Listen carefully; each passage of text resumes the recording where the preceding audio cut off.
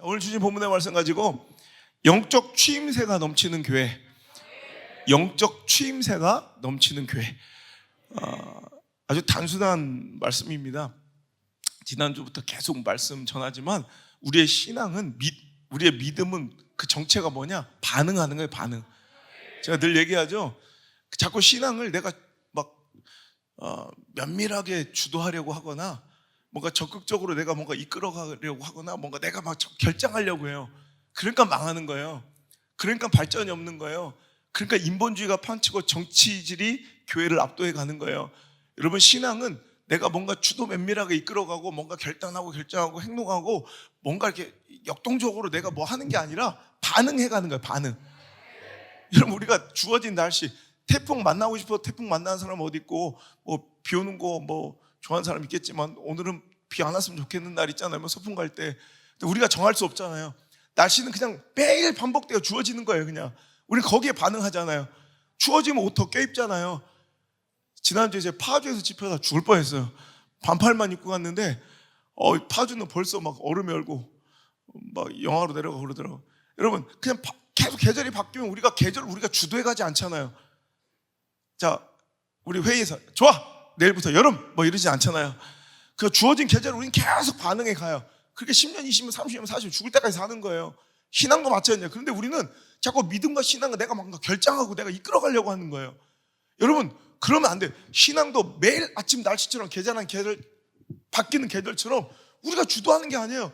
그냥 주어지는 대로 반응해 가는 거예요. 그 반응이 좋은 게 신앙 좋은 거예요. 여러분, 그 반응 잘하는 게 믿음 좋은 거예요. 믿습니까? 여러분, 반응 잘하는 그런 우리가 돼야지, 믿음 좋은 사람들 돼야 되는데, 중요한 것은 예수님 시대에 공생애를 시작하시고 사역을 시작한 예수님께서 그 시대를 한탄하시면서 그 시대를 평가하고, 야, 이 시대가 꼭 어떤 시대 같냐면 하면서 말씀하신 것이, 마치 이르시되 이 사람들을 무엇으로 비유할까? 무엇에 비유하면 무엇 같은 거 하니까, 야, 딱 그거 비유하건대 아이들이 장터에 앉아 서로 불러 이르되 우리가 너희를 향해 피리 불어도 너희는 춤추지 않고 우리가 곡해 너희가 울지 아니하였다 하면서 싸움하는 것 같대요. 그러니까 옛날 빈 장터에 장이 열리지 않는 그 시간에 아이들은 그 넓은 장터가 놀이터가 되는 거예요. 그래서 이런 놀이가 성행했다고 해요. 그러니까 뭔가 역할 놀이였던 것 같아요. 그러니까 한쪽 편, 두 편으로 나눠서 한쪽 편이 결혼식 잔치 흉내를 내는 거야. 막 피리를 막 부는 흉내를 내는 거야. 그리고 이쪽에서는 지금 잔치구나. 그럼 옆에서 한쪽 편은 뭐 하는 거야? 막 춤을 춰야 돼. 그리고 한쪽 편은 또 어느 순간 이거 막 아이고 애곡하는, 그러니까 장례식 흉내를 내. 그리고 저쪽 편은 장례식이구나. 그러면 우는 거야. 이게 재밌었을까? 과연? 하긴 난 이거 보면서 뭐 이런 걸 놀이라고 그런데 생각해보면 우리도 어렸을 때 쌀벌이는 뭐 유치하지 않은가? 도대체 그건 하루 종일 뭐 하는데 왜 쌀은 잡아야 되고 보리 그것도 그냥 객관적인 제3자 입장에서 보면 그건 이상한 놀이에요. 그것도 어찌 보면 쌀벌이는 뭐 대단히 유치하고 계획적이고 논리적인 건 아니잖아요. 하여튼 이런 놀이가 어릴 때는 뭐 재밌을 수도 있겠지 뭐. 하여튼 그래서 두 편으로 나눠서 한 편이 피리 부는 흉내 내면 결혼식 흉내를 내고 막 잔치 차례처럼 춤춰야 되고, 한쪽 편이 막 이렇게 곡하면 한쪽은 울어야 돼. 막 이게 놀이였대요. 그런데 애들이 싸움이 나는 거, 갈등이 벌어지는 거예요. 왜? 재미가 하나도 없는 거예요. 왜? 우리가 피리 부면 이쪽에서 춤춰줘야 되는데 피리 부는데 얘가 춤추지 않아. 나만 또 우리가 곡하는데 여기서 울지 않아.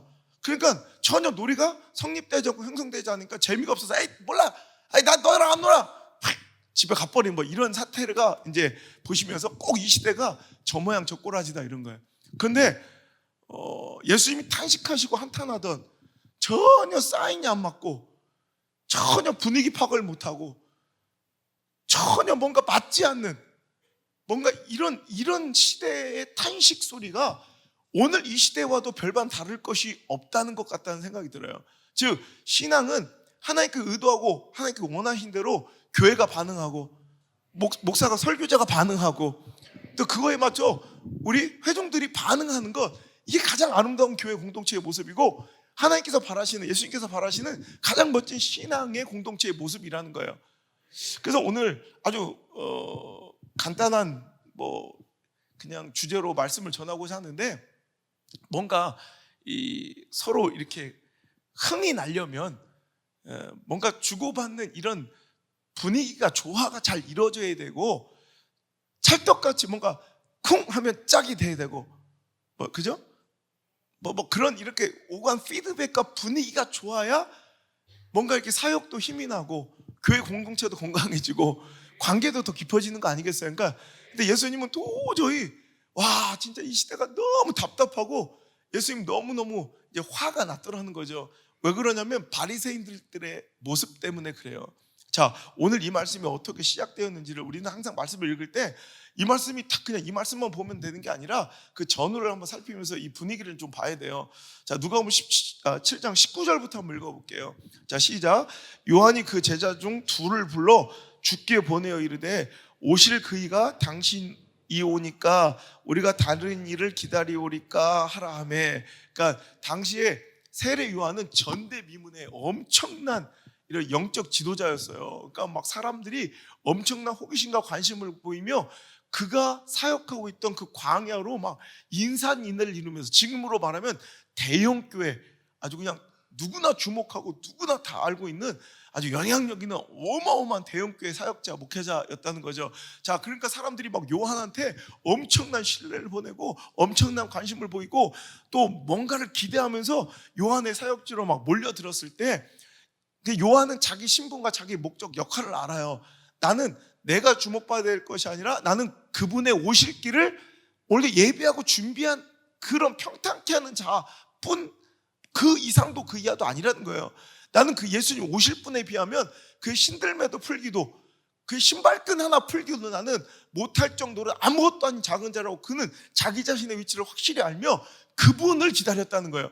근데 그런 사인과 시그널, 징조가 보여. 한 분이 오셨는데 딱 그분 같아.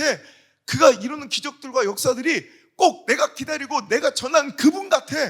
그러니까 이제 제자 2명을 예수님께 보낸 거예요. 가서 여쭤보면 안다. 혹시 오실 그이가 당신이십니까? 이렇게 물어보라고 시킨 거예요. 그러니까 제자들이 딱 와가지고, 요한의 제자들이에요. 요한의 제자들이, 세례 요한의 제자들이 예수님의 사역의 현장에 딱 와서 그걸 물어보려 할 때, 그때 때마침 수많은 기적들이, 병자가 고쳐지고 맹인이 눈을 뜨고 귀 먹은 자가 오늘도 들리는 놀라운 기적의 역사들이 벌어지고 있더라는 거예요. 그러자 22절, 자 시작. 예수께서 대답하여 이르시되 너희가 가서 보고 들은 것을 요한에게 알리되 맹인이 보며 못 걷는 사람이 걸으며 나병한 자가 깨끗함을 받으며 귀 먹은 사람들이 들으며 죽은 자가 살아나며 가난한 자에게 복음이 전파된다 하라. 이게 이사야서에서, 구약성서에서 오실 메시아에 대한 예언과 일치되는 말씀이에요. 그러니까 내가 그다라고 알려주신 거죠. 자, 그러면서 이제 그들이 예 알겠습니다 하고 이제 자기 스승한테 예수님의 이제 말씀을 전하러, 예수님이 이렇게 말씀하더이다라고 전하러 딱 갔을 때, 이제 그 제자들이 없어진 이후에 모여있는 사람들은 그대로 있잖아요. 그들에게 이제 말씀을 하시는 거예요. 24절부터 시작. 보낸 자가 떠난 후에 예수께서 무리에게 요한에 대하여 말씀하시되 너희가 무엇을 보려고 광야에 나갔더냐? 바람에 흔들리는 갈대냐? 그러면 너희가 무엇을 보려고 나갔더냐? 부드러운 옷 입은 사람이냐? 보라, 화려한 옷을 입고 사치하게 지내는 자는 왕국에 있느니라. 그러면 너희가 무엇을 보려고 나갔더냐? 선지자냐? 옳다, 내가 너희에게 이르노니 선지자보다 훌륭한 자니라. 기록된 바 보라, 내가 내 사자를 네 앞에 보내노니 그가 내 앞에서 내 길을 준비하리라 한 것이 이 사람에 대한 말씀이라. 오늘 말씀하는 거예요. 오늘 너희가 무엇을 보러 나갔느냐? 너 사람 보러 간 거 아니잖아. 광야에 그 갈대 풍경 보러 간 거 아니잖아. 너 그러면 요한이 아름다운 부드러운 옷을 입고 있을 거라고 기대하고 갔느냐? 야, 그런 거 보고 싶으면 왕국에 가. 이런 얘기 하시는 거예요. 그러면서 요한이 외치고 있는 요한의 말씀의 그 정점에 있는 자가 바로 나라니까, 예수님이 그리스도로서 메시아로서 이 땅에 오셨음을, 자, 그가 계속 선포했잖아. 그가 바로 나야 라고 이야기하시는 거예요. 나의 올 길을 준비하는 것 뿐이야. 그러면서 이제 탄식이 시작되는 거, 이 말씀이 나오기 전에 29절, 모든 백성과 세리들은 이미 요한의 세례를 받은지라. 이 말씀을 듣고 하나님을 의롭다 하였으나 30절 시작. 바리새인과 율법 교사들은 그의 세례를 받지 아니하므로 그들 자신을 위한 하나님의 뜻을 저버리고 있을 때 예수님께서 탄식하며 오늘 이 말씀을 전언하신 거예요. 마치 이 시대는 참 분위기 파악 못하고 정말 핵심을, 본질을 찾지 못하고 오늘도 헛발질하고 헛다리 짚고 있는 이 세상, 하나님 말씀을 또 예수님의 그 목적과 이 뜻을 아무리 밝히 보여주시고 선지자를 통해, 요한을 통해 아무리 설명해 주셔도 그들은 그것을 제대로 이해하지 못하고 오늘도 그들은 딴짓거리하며 오늘도 그것이 하나님에 대한 열정과 사랑이라 착각하며 헛경건과 헛열심과 헛열정으로 살아가는 바리새인들과 율법 교사들에 대해서 참 너희들 몰라도 참 몰라, 헛똑똑이다, 헛똑똑이들. 이렇게 하면 네가 이렇게 반응해야 되고 이거 보여주면 이걸 깨달아야 되는데 완전 헛다리만 잡고 있는 바리새인들, 헛것을 쫓고 있는 서기관과 율법 그 교사들, 그러니까 자기는 성경 지식이 많고 또 자기는 되게 경건하고 정말 자기는 너무나도 거룩하다고 착각하면 실은 하나님의 마음을 하나도 알지 못하는, 하나님 마음과 완전히 삔또가 안 맞는, 여러분 이게 하트, 이게 뭐예요? 이게 죄예요. 이게 하트. 하나님 마음과 오늘도 맞지 않는 거, 이게 죄예요. 하나님과 삔또가 안 맞는 거, 하나님의 뜻과 결이 안 맞는 거, 이게 죄라고요. 그들이 정말 이렇게 안타까운 삶을 살고 있다 하면서, 자, 이 말씀 뒤에 33절 보세요. 세례요한이 와서 떡도 먹지 아니하며, 정말 그는 아주 금욕의 생활을 하고 포도주도 마시지 아니하니, 그러면서 약대 옷을 뒤집어 쓰고 석청의 꿀을 먹으며 그 자연인처럼 사는 거예요. 자연인처럼. 아운수 목사 어느 순간부터 막 이렇게 갑자기 막 산속에 들어가 화려하게 막 톰 브라운 입었던 아운성이 갑자기 막 이렇게 자연인처럼 빤스 하나 입고 막 더덕불이 들고 막 이렇게 먹고 살면서 막 버섯 캐고 막 이렇게 사는데, 그걸 특집으로 이제 막 드라마를 찍는다고, 다큐를 찍는다고 생각해보세요. 그때 사람들이 저 미쳤다 이렇게 얘기하는 거예요. 그러니까 귀신 들렸다, 귀신 들렸어. 그러니까 그는 아주 성결하고 아주 거룩하고 이 시대의 풍조에 때묻지 않고 오직 오실 예수 그리스도만 전하기 위하여 광야에 나가 이런 금욕적 신앙생활을 했더니 사람들은, 그 바리새인들은 오히려 요한을 뭐라고 했다고요? 귀신 들린 미친 사람 취급하더니, 자 30절, 인자는 즉 예수님은 와서 또 먹고 마심에 너희 말이 보라, 먹기를 탐하고 포도주를 즐기는 사람이요 세리와 죄인의 친구로다 하며 또 배척하더라는 거예요.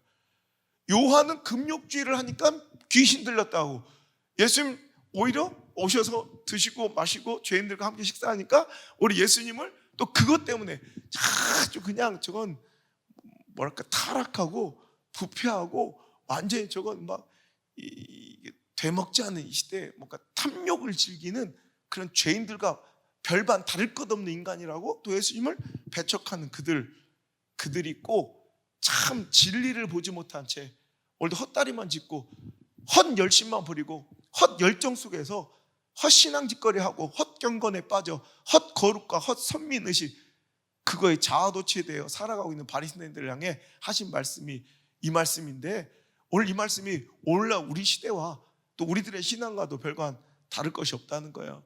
오늘도 저와 여러분은 예수님이 주시는 의도대로 말씀을 받으며 이 시대를 본받지 아니하고 정말 하나님이, 정말 예수님이 기뻐하시고 선하시고 온전한 뜻이 무엇인가를 분별하여 예수님이 피를 불 때 춤추며 예수님이 애곡하실 때 우리도 함께 울 수 있는, 그 여러분 분위기 파악을 잘하고 함께 주님과 합이 잘 맞으며 여러분 정말 주님과 이 관계가 흥이 나는 그런 멋진 공동체가, 그런 진짜 멋진 신앙이 되었으면 좋겠다는 그런 의도에서, 그런 간절한 바람에서 이 말씀을 여러분들에게 선포합니다.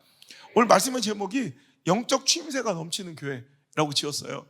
여러분 판소리는 참 저는 안타까운 게, 판소리의 그 모든 이런 담겨있는 이런 한글의 그 매력적인 그 의미와 아주 그냥 영어로는 표현할 수 없는 그런 아주 그냥 그 깊은 속뜻까지 아마 우리가 느끼는 정서와 감정대로 번역을 해낸다라면 100% 노벨 문학상을 몇 개를 받고도 남아요. 근데 우리나라 말에 이 한글의 아주 독창적인 이 감성은 다른 외국 문화권의 언어로는 잘 번역이 안 돼요. 진짜 기가 막혀요. 한글은 우리나라의 정서와 표현은 막 배 아픈 것도 그냥 아픈 게 아니야. 막 쑤시다 막 여리여리 하다 막 아잘잘하다가 막 이런 그 표현들의 그 정도와 차이가 어마어마하게 세밀하고 멋진 거예요. 그러니까 이 판소리는 전 정말 세계가 알아보지 못한 역작이라고 생각해요. 근데 판소리에 이런 명언이 있어요. 아무리 명창이 창을 잘해도 그래봐 일고수요 이명창이다 이런 말이 있어요. 고수다움이 명창이다. 여러분, 우리가 버섯 중에 제일 귀한 버섯이 뭐예요? 다 송이버섯 이렇게 생각하잖아요. 그런데 버섯 좋아하는 사람들은 일능이요 이송이 뭐 이런 얘기 하죠. 이송이 내 동창인데 뭐 이런 사람 말고 그냥 일능이요 이송이다 이런 얘기해요. 그러니까 오히려 우리가 볼 때는 송이가 더 귀한 것 같은데 진짜 버섯 잘 아는 사람들은 일능이, 그러니까 능이가 첫 번째고 그 다음이 송이다 이런 얘기. 그럼 너 능이 많이 먹어, 내가 송이 먹을게 막 그러잖아. 그냥 하여튼 뭐 이런 얘기처럼 판소리에도 그런 말이 있어요. 일고수요 이명창이다. 그러니까 고수가 그냥 단순히 창할 때 북소리만 정확하게 박자 양만 맞춰주는 것이 아니라 그의 추임새가 결정적인 판소리와 창에 결정적인 흥을 돋우는 역할을 해서 아무리 명창처럼 명고수도 있거든요. 명고수는 박자만 탁탁탁 이 장구만 잘 친다고 되는 게 아니라 이 추임새를 잘 해줘야 명고수가 되는 거예요. 그래서 얼씨구 얼쑤 좋다 뭐 들어봤죠? 뭐 어이 그렇지 이런 추임새가 있어야 명창이 살아나고 명창이 돋보이고 그 판소리가 정말 아름답게 완성되는. 그래서 우리나라 판소리는 서양의 음악 오페라하고는 완전히 또 달라요. 그래서 오페라는 예의가 뭐예요? 공연하는 자를 위해 숨소리도 내지 말아야 돼. 뿅 해주는 게 예의야. 그래야지 그 무대를 완결할 수 있다면 우리나라의 판소리는 오히려 여러분 흥을 돋기 위해서, 흥이 더 넘치기 위해서는 추임새가 오고 가야 되는데 첫 번째는 고수의 추임새와 더불어 객석의 이 청중들의 추임새가 더해져야 판소리 완성되는 아주 독특한 구조의 이런 공연이라는 거예요. 그래서 추임새가 없는 판소리는 전혀 재미가 없어. 여러분 판소리 공연 같은 데 가보면 이렇게 하면 청중들도 그렇지 얼쑤 좋다 이렇게 같이 막 해요. 처음엔 되게 부끄럽고 막 그런데 뭐 하다 보면 나도 모르게 더 흥이 나고 진짜 판소리에 막 빠져드는 그런 경험을 하게 된다는 말이에요. 이 추임새가 얼마나 중요한 역할인지 여러분 춘향가 같은 이런 긴 판소리는 완창하려면 무려 얼마나 걸린지 알아요? 춘향가의 완창은 8시간이 걸려요. 처음부터 끝까지 춘향가를 이렇게 딱 하는 명창들이 잘 없어요 이제.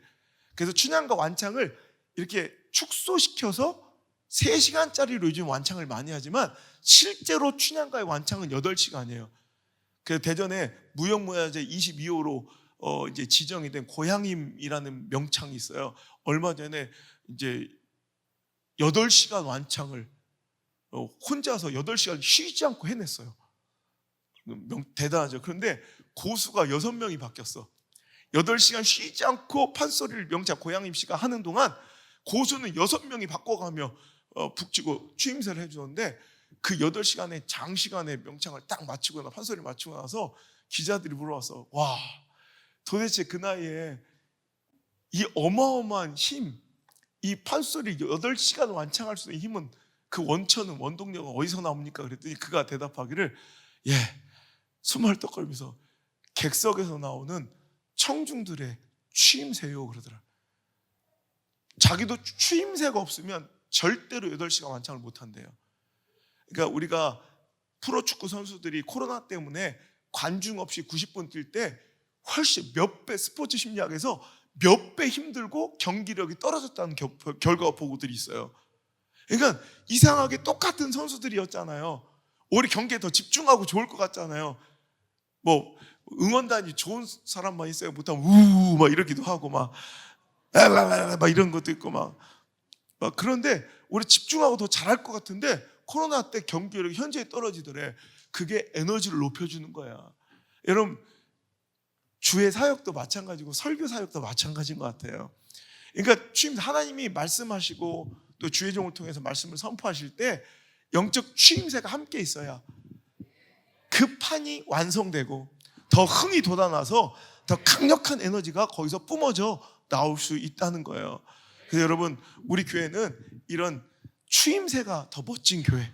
그러니까 명창을 진짜 명창으로 만들어주는 건 고수와 이 청중들의 추임새라면 오늘도 여러분들이 관객들이 또 회중들이 말씀을 듣는 청자들이 우리 성도들이 오히려 명설교를 완성해주는 추임새가 있어야 될 줄 믿습니다. 그래서 첫 번째 넘쳐야 될 하나님의 말씀이 선포될 때 우리가 정말 분위기 파악하지 못하고 딴짓거리하며 오늘도 하나님의 뜻과 의도대로 반응하지 못하는 이런 잘못된 신앙이 아니라 정말 그냥 기가 막히게 하나님 원하신 대로 탁탁 반응해서 하나님도 동성에 춤출 수 있는 그런 멋진 이런 유기적인 멋진 영적 공동체가 되려면 멋진 추임새 중에 먼저 하나님 말씀 선포될 때 아멘의 추임새가 있어야 돼요. 그죠? 아멘. 아멘. 아멘은 여러분 그죠? 이 판소리의 추임새처럼 얼쑤 좋다. 그렇지. 그럼. 그런데 진짜 판소리에도 추임새 중에 이게 판소리와 신앙이 너무 비슷한 게요. 판소리에도 아멘이 있더라니까. 판소리의 추임새 중에 아멘 아멘 아멘 이기서 아멘 그래서 아멘 아멘. 깜짝 놀랐다. 판소리 공연 듣다가 옆에서 누가 아멘을 하길래 저 미친놈 그때 그게 진짜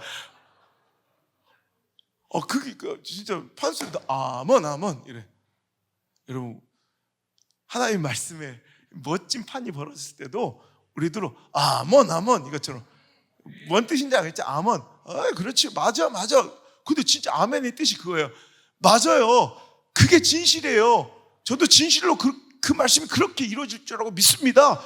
어떻게 똑같아요? 아멘 이거 똑같잖아.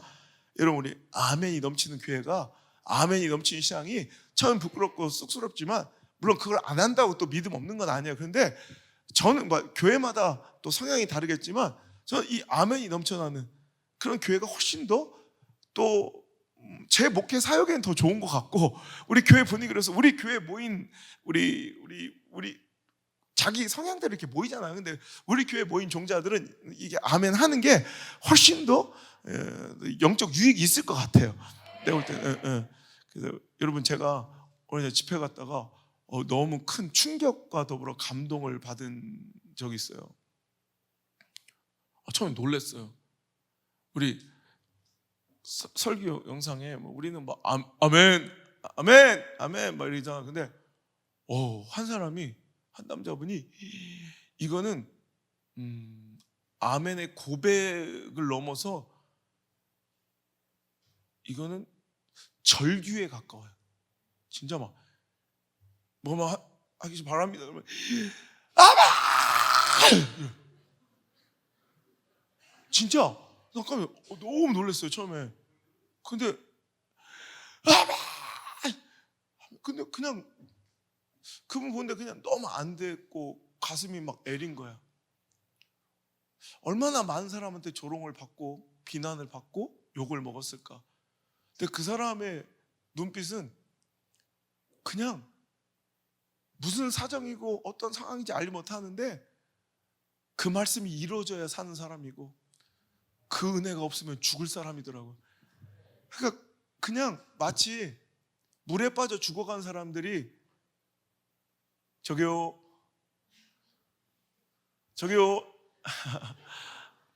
혹시 외람되지만 시간 되신다면 제가 지금 거의 꼴깍꼴깍 죽어가는 순간인데요.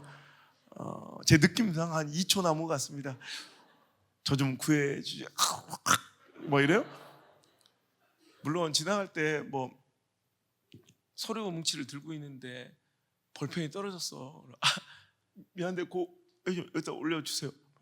이런 것과 이제 곧 죽어, 나는 그 도움이 필요해, 그 은혜가 필요해, 그래서 그 손길이 필요해. 물에 빠져 죽어간 사람은 막 절규할 거야. 사람 살려! 사람들, 그 사람이 뭐 박사든 그 사람이 뭐 국회의원든 신분 높은 뭐 어떤 사람이 상관없잖아요. 막 근데 그것은 어디서 나올 수 있는가? 저 사람이 실로 나를 살릴 수 있다는, 저 말씀의 은혜가 나를 살릴 수 있다는 믿음에서 나오는 거 아니겠어요? 여러분, 물에 빠져 죽어간 사람들이 앞에 있는 바위한테 살려주세요 이러겠어요? 지나가는 개한테 살려주세요 이러겠어요? 지나가는 사람 보면 자기의 막 모든 힘을 다 쏟아서 마지막 남은 호흡까지도 그 사람이 고개 돌리고 나에게 관심 가지면 나를 살릴 수 있다는 확신이 있을 때 살려주세요 외치는 거 아니겠어요? 근데 그분이 그냥 그 모습이 딱 그 모습이야. 아멘! 아멘! 했는데 내가 그냥 뭐 눈물이 나는 거야. 그냥 자기 3일 동안 그냥 그 텐션 유지했으면 좋겠다. 그랬더니 이틀 되니까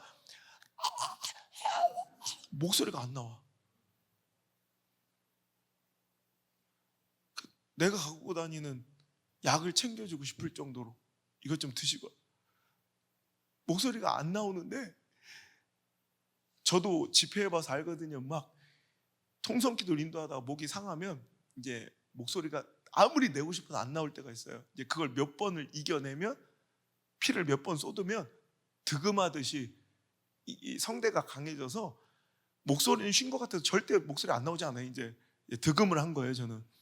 근데 그분은 아직 득음의 세계는 못 들어왔더라고. 목소리가 안 나오더라고. 근데 새벽에 안 나오는데 내가 짠하게 이렇게 바라보니까 마지막 힘을 짜내서 또 해. 너무 그 간절함과, 그 사람의 문제가 뭔지 모르겠어요. 근데 그냥 그 말씀의 은혜와 하나님의 자신을 향한 관심이면 자기는 살 수 있겠노라 믿는 건 확실하대. 사람들한테 욕도 많이 먹는데요, 몇 번 끌려가서 경고도 받고, 소위 그런 걸 싫어하는 사람들이 있을 거 아니에요, 교회 안에. 우리 교회는 그럼 지가 쫓겨나지만,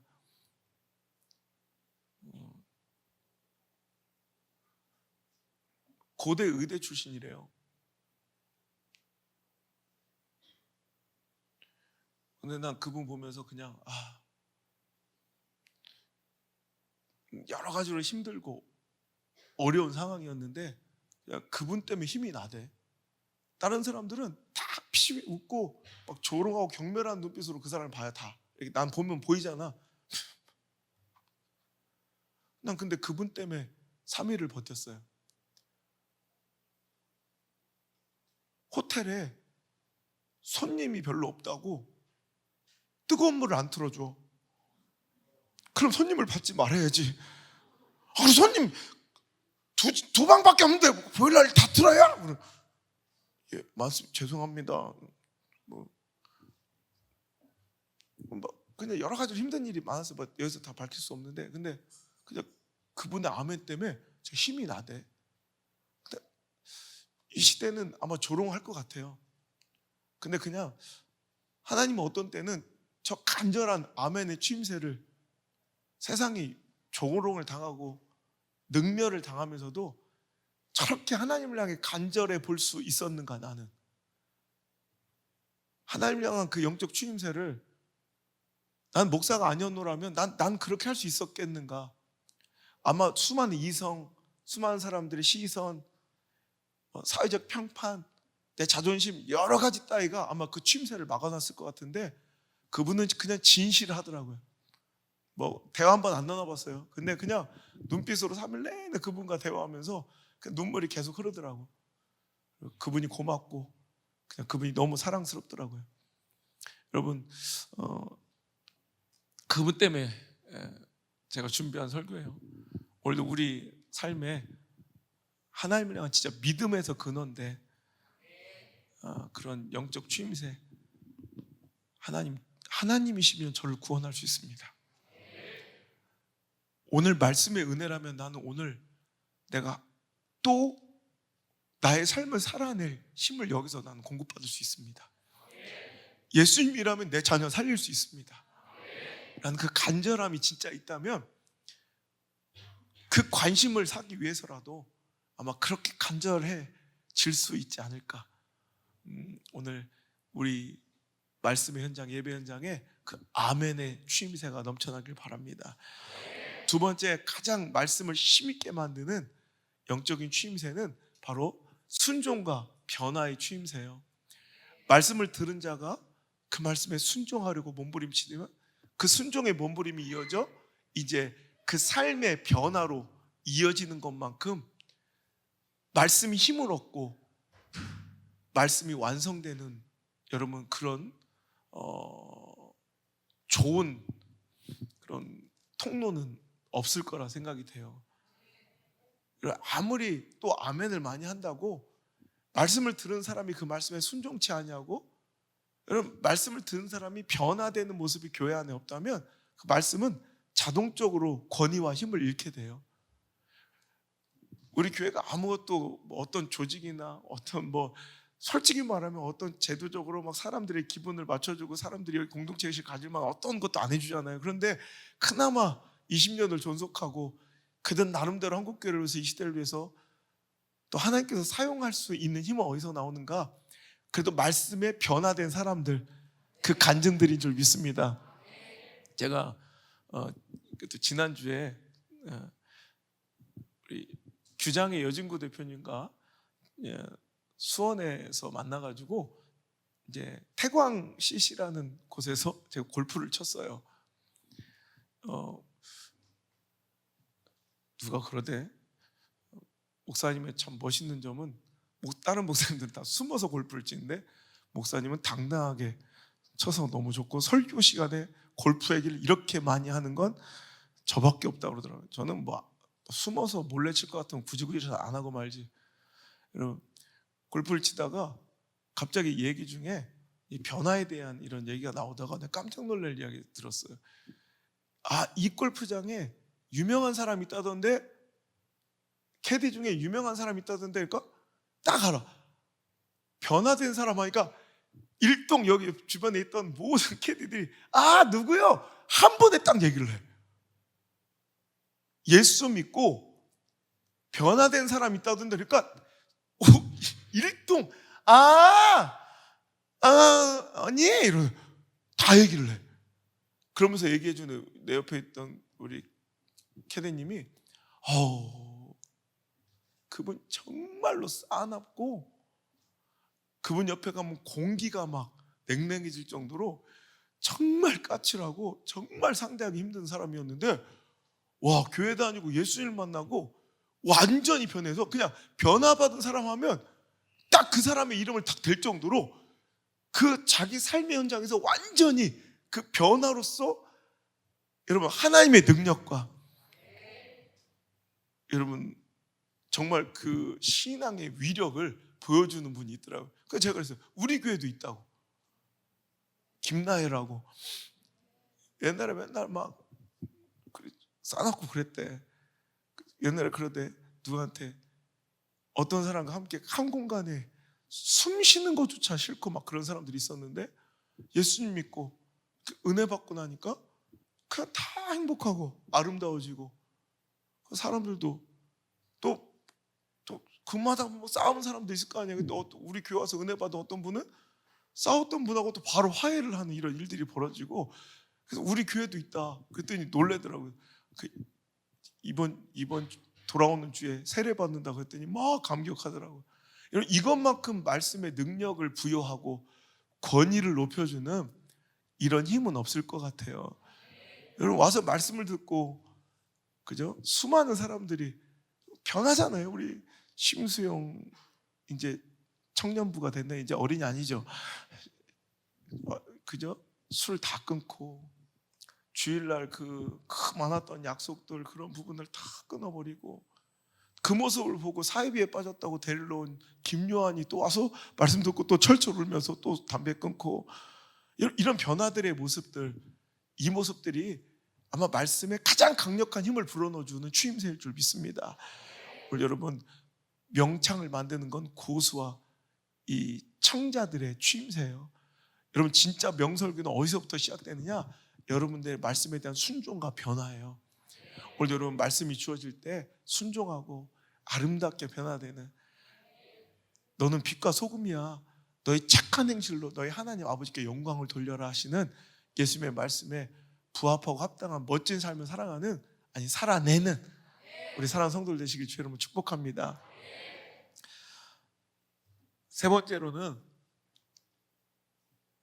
우리 안에 넘쳐야 될 말씀을 힘있게 만드는 영적인 추임새는 바로 감사의 고백의 추임새인 것 같아요. 여러분, 결국 믿음은요, 진짜 믿음은 감사로 완결되는 거예요. 우리의 신앙은요, 가장 확실한 제1지표는 물질과 감사예요. 어쩔 수 없이 우리의 신앙을, 정말 우리의 믿음을 올 분별하는 제1지표를 볼 때 이런 물질의 문제, 또 감사의 모습 보면 100% 드러나요. 여러분, 오늘 저도 말씀을 전하는 사람으로서 말씀을 전하다 보면 그 은혜의 고백들이 넘쳐날 때, 정말 그것이 전화로 혹은 뭐 댓글로 혹은 문자로 이렇게 감사의 모습들이 이렇게 전해질 때 말씀은 굉장히 힘을 얻고, 정말 다시 한번 그 말씀의 권위가 세워지고, 힘을 잃었던 또 설교자가 다시 힘을 얻고 말씀을 전하는, 자기는 모르는데 그 문자 하나, 그 고백 하나가 정말 사역을 뒤바꿔 놓는 그 역사적인 전환점이 될 때가 있어요. 실은 제가 요즘 얼마 전에도 여러 가지로 좀 제가 말씀에 대해서, 말씀 사역에 대한 고민이 좀 많았던, 요즘 정말 고민이 많은 그런 요즘 이 시대예요. 요즘 제가 그래서 좀 말씀 준비에 더 애절하고 그래서 더 절실하거든요. 그러면 굉장히 저한테 무능함을 느끼고 열등감도 느껴지고, 말씀에 대한 저의 아직 부족함과 연약함 때문에 어떻게 해야 될 줄 모르게 막 되게 힘이 이제 좀 들고 있을 때, 엊그저께 외국에서 한 목회자한테 전화가 왔어요. 그러더니 그 말씀인즉슨 자기 부인 사모님이 목사님 말씀에 은혜를 받아서 막 눈물을 흘리면서 꼭 목사님 제 연락처를 알고 있다니까 카카오톡 이 전화로 이제 꼭 전화를 한번 했으면 좋겠다고 막 너무 간청하셔서 연락을 하셨다는 거예요. 그래서 목사님 말씀에 이렇게 은혜를 받고 있고 제가 살고 있고 너무 감격하고 있다고 고백하는데, 제가 진짜 그냥 그 전화 한 통, 아무도 모르는 전화 한 통이잖아요. 그런데 내 안에는 뭔가 이렇게 다시 이렇게 샘솟는 그 의지와 힘이 탁 생기더라고요. 그래서 그분이 그런다는 거예요. 그냥 저런 교회 저런 목사님 같으면 자기가 지금 누리고 있는 모든 것들을 다 포기하고, 그 외국에서 얼마나 좋은 자녀 교육이나 이런 부분에 이런 혜택이 많아요. 그것들을 다 포기할 수 있겠대. 그래서 우리 교회에 와서 사역자로 일할 수만 있다면 자기 사모가 모든 걸 자기는 다 내놓고 포기할 각오가 되어 있다, 이렇게 얘기를 하셨다는 거예요. 그래서 제가 아닙니다. 우리 교회는 좋은 교회가 아닙니다.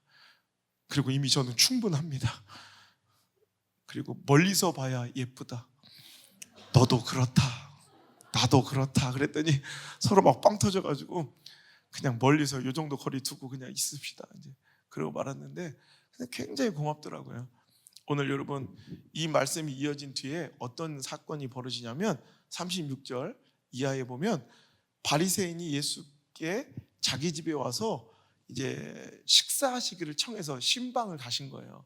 근데 그때 동네에 죄를 지은 한 여자가 예수님께서 바리새인의 집에 앉아 계심을 알고 향유 담은 옥합을 가지고 와서 예수의 뒤로 그 발 곁에 서서 울며 눈물로 그 발을 적시고 자기 머리털로 닦고 그 발에 입 맞추고 향유를, 그 귀한 향유를, 옥합을 깨뜨려 예수님께 붓는 사건이 벌어지게 되는 거예요.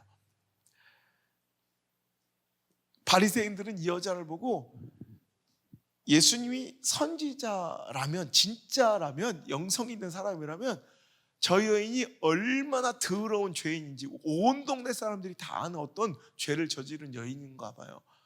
저 여인이 어떤 더러운 인간인지 저거 알았을 텐데 저짓거리 하고 있다고 또 비난을 하고, 사람들도 저 아까운 향유가 쏟아진 것에 대해서 수군거리고 쑥덕거릴 때 예수님께서 그 사람들 들으라고 시몬한테 물어보시는 거예요.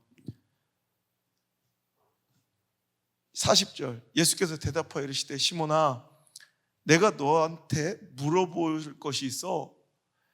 예수님 말씀하세요. 그랬더니 41절 이르시되, 시작, 이르시되 빚주는 사람에게 빚진 자가 둘이 있어 하나는 500데나리온을 졌고 하나는 50데나리온을 졌는데 갚을 것이 없으므로 둘 다 탕감하여 주었으니 둘 중에 누가 그를 더 사랑하겠느냐?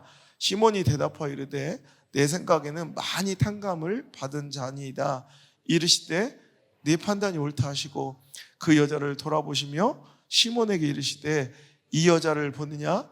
내가 내 집에 들어올 때 너는 내게 발 씻을 물도 주지 아니하였으되 이 여자는 눈물로 내 발을 적시고 그 머리털로 닦았으며 너는 내게 입 맞추지 아니하였으되 그는 내가 들어올 때로부터 내 발에 입 묻히기를 그치지 아니하였으며 너는 내 머리에 감람유도 붓지 아니하였으되 그는 향유를 내 발에 부었느니라. 이러므로 내가 내게 말하노니 그의 많은 죄가 사하여졌도다. 이는 그의 사랑함이 많음이라. 사함을 받은 일이 적은 자는 적게 사랑하느니라. 시몬 베드로한테 물어보는 거예요. 내가 질문 하나 할게. 자, 500만 원 빚진 자와 5억을 빚진 자가 있어. 근데 둘 다 똑같이 빚진 거는 똑같은데 그 단위가 다르잖아요. 500만 원 빚진 거하고 5억 빚진 사람이 있는데 두 사람이 똑같이 다 빚을 한꺼번에 조건 없이 탕감받았어. 어떤 사람이 더 감사하겠어요? 500만 원 빚진 거 탕감받은 사람이 더 감사하겠어요? 5억 탕감받은 사람이 더 감사하겠어요? 그래, 네 말이 옳도다 그런 거예요. 저 사람이 저렇게 하는 건 저 사람은 더 많은 은혜 받았고 더 많은 사랑을 받았기 때문에 그가 감격하고 감사하는 그 크기가 너희들은 헤아릴 수 없을 정도로 큰 것이 당연한 거 아니야. 그래, 너희들이 말하는 대로 저 사람 죄인이야. 근데 그 모든 더러운 죄를 다 탕감받았으니 그 감격과 감사가 어찌 작을 수 있겠느냐. 천치국이 당연한 거야 라고 말씀하시는 거예요. 오늘도 여러분 말씀이 힘을 얻을 때, 여러분 오늘도 그 은혜에 합당한 감사가 넘칠 때예요. 여러분 감사의 감격, 어떤 분들이 그래요. 목사님 그렇게까지 꼭 사역을 하고 또 그렇게까지 뭐 이렇게 어떤 선교하는 일이나 돕는 일에 그렇게까지 하실 필요가 있겠어요? 저한테 목사님 뭐 사역하실 때 막 이렇게까지 꼭 금식하고, 저는 그래요. 이게 맞는 게 아닌데 저는 이래야 돼요. 저는 이래야 마땅한 사람이에요. 왜? 저는 하나님께 받은 은혜가 너무 커서 이것도 적다고 생각하고 이것도 부족하다고 생각하고 이것도 너무너무 주님께 아쉬운 것뿐이에요. 저는 여러분보다 더 죄인이니까 그래요. 여러분은 어떤 은혜와 감격 속에 살아가십니까? 말씀이 진짜 여러분 속에서 살아 역사한다면 감사가 있어야 돼요. 이번 돌아오는 추수감사주일은 깨어진 향유옥합으로 그 감사의 향기가 이 제단에 가득하기를 간절히 축복합니다. 자기가 받은 은혜만큼, 정말 자기가 받은 은혜의 크기만큼 감사하는 그 깨어진 향유컵이 예수님의 마음도 감동시켰다고요. 50절에 예수께서 이 여자에게 이르시되 네 믿음이 너를 구하나이으니 평안히 가라. 예수님도 감동시키는 이런 믿음이 되었다는 거예요. 오늘도 우리가 말씀을 듣는 것으로 그치지 말고 말씀 속에서 여러분 본질을 찾아야 돼요. 여러분 헛다리 짚는 게 아니라 세례 요한이 그렇게 예수님 오실 그리스도 메시아를 전했는데 사람들은 헛짓거리만 하고 헛것에 관심을 갖고 그가 전하는 메시지의 주인공인 메시아를 바라보지 못한 채 메신저에만 집중했던 그 정말 안타깝고 허무했던 그런 잘못된 실패했던 신앙을 예수님께서 책망하실 때 저와 여러분도 오늘 이 말씀, 예수님의 그 책망을 듣게 되길 간절히 바라요. 그래서 오늘도 예수님은 우리의 성경 지식이나 경건한 예배의식 그런 것들을 우리에게 원하심이 아니라 지금 말씀을 통해 하나님이 나를 얼마나 사랑하시는지, 예수님의 그 은혜, 그 감격적인 그 은혜가 얼마나 나에게 크고 비밀스러운 것인지 감사하며 정말 하나님께 감격하길 원하시는 줄 믿습니다. 우리의 정말 눈물과 감사의 향유 옥합이 깨어지기를, 말씀 속에서 그거 바라보기를 원하는 거예요. 말씀 속에 예수님의 그 은혜를 발견하고 십자가의 보혈의 피비린내가 진동하고 하나님이 나를 얼마나 사랑하시는지, 얼마나 나를 향한 그 사랑이 신실하신지를 발견했다면 우리는 반응해야 돼요. 영적 취임새로 감사하셔야 돼요. 이 여인은 향유값을, 나 같은 죄인이 용서를 받고 주님 앞에 나갈 수 있는 것, 그 은혜에 감격해서 기꺼이 아낌없이 향유값을 깨트릴 때 그 모든 죄가 사여지고 그 여인은 구원받았다는 거죠. 오늘도 여러분 저마다 알 거예요. 내가 받은 은혜, 그 받은 은혜가 클수록 주님을 향한 사랑도, 즉 감사도 클 것이에요. 오늘도 이것이 바로 우리 삶 가운데 넘쳐야 될 영적인 취임새입니다. 여러분 중앙대 석자구세로 있는 우리 나이 좀 있으신 분들은 다 아는 민병철 교수 아시죠? 민병철 영어 선생님이죠. 그 민병철 교수가 옛날에 취임새 운동이라는, 취임새 운동본부라는 걸 설립했던 적이, 지금도 한지 모르겠어요. 그래서 취임새 운동, 그러니까 상대를 격려하고 주변 사람들에게 좋은 말을 하고 배려하고 높여주고, 특별히 그때 이제 막 인터넷 활동이 막 시작되면서 댓글을 다는데 악플이 막 많이 막 이렇게 악플 문화가 있을 때 선풀 달기 운동을 펼치면서 취임새 운동이라 이렇게 운동을 펼쳤던, 사회 운동을 펼쳤던 기억이 있어요. 오늘 우리도, 우리 교회는 참 좋은 교회예요. 주님과의 호흡이, 또 말씀은 전하는 자와의 싸움과 호흡이 찰떡같이 잘 맞는 교회. 교회가 크다고 다 좋은 것은 아니에요. 오히려 교회 건물은 껍데기는 크고 종교 예식은 참 경건해 보이는데 불행하고 슬퍼 보이고 무덤 같고 정말 너무너무 불행해하는 대형교회, 중형교회 목회자를 내가 요즘에 꽤 많이 만나서 그들의 한숨 소리와 탄식 소리를 제가 요즘 최근 들어 너무 많이 들었어요. 여러분, 그런데 우리 교회는 참 특별하게 행복한 교회임이 분명해요. 그 행복의 결이 다른 사람들이 생각하는 결과 좀 달라요. 인간적, 관계적, 감정적 즐거움이 만족되고 채워져서가 아니라 영적 호흡이 잘 맞아. 분위기 파악을 참 잘하는 교회예요. 그래서 참 재밌어요. 여진구 대표도 참 목사님 교회는 유니크하다, 정말 특별함이 있대. 뭔가 교회 사이즈나 지방에 있는 교회가 어떻게 이렇게 강력한 이런 역할을 감당하는지 모르겠다고 우리 성도님들 앞에서 우리 교회를 얼마나 자랑하고, 자기가 요즘에 오장수 목사, 안성 목사 홍보대사라고 막 이렇게 말씀하시더라고요. 그러면서 거기 계실 분이 아닌데 이러더라고요. 내가 아닙니다. 저는 거기에만 있어야 될 놈입니다. 네, 그랬어요. 여러분, 전 이게 너무 행복해요.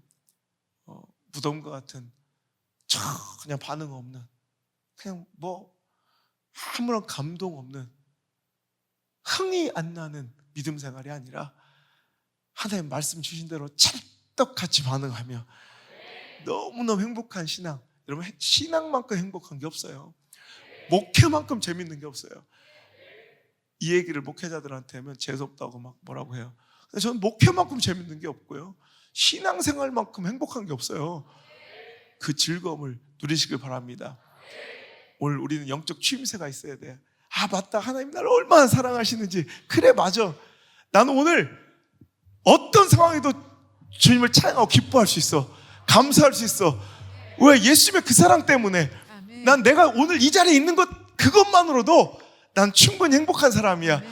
오늘도 그 추임새가, 오늘도 예수님이 기대하시고 기다리시는 추임새인 줄 믿습니다. 오늘도 찬양, 감사가 가득 담긴 이 찬양으로 주님 앞에 나아가기를 원합니다.